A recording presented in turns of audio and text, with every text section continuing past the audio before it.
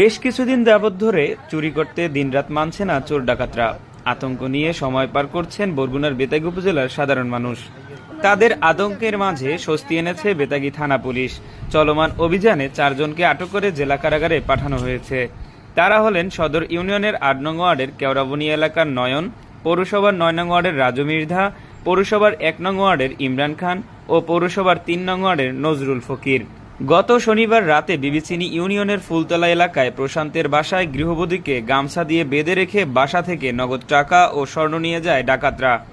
একদিন যেতে না যেতেই দিনে দুপুরে একই এলাকার রেনু বেগমকে রাস্তায় আটকিয়ে কানের দুল নিয়ে যায় ছিনতাইকারীরা।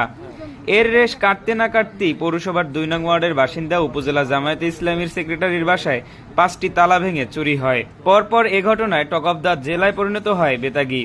পুলিশ সহ নৌবাহিনী নিরাপত্তায় জোর দিলেও পরে রাতে হাইস্কুল রোডের স্টিল হাউস ব্যবসায়ী শহীদের বাসা ও দিনে 8 নং ওয়ার্ডের লাবণীর বাসায় চুরি হয়।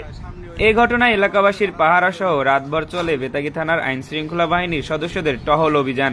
লাগাতার এমন শঙ্কার ঘটনায় উপজেলাবাসী পৌর পুলিশ নিয়োগ সহ বেতাগী থানা পুলিশের জনবল বৃদ্ধির জোরালো দাবি জানান। পৌরসভার প্রত্যেক নাগরিক সহ পুরো উপজেলার সাধারণ মানুষের মুখে আইন শৃঙ্খলা পরিস্থিতির শঙ্কা বিরাজের মাঝে গতকাল রাতে অভিযান পরিচালনা করে সন্দেহজনক চোর চক্রের 4 সদস্যকে আটক করে পুলিশ।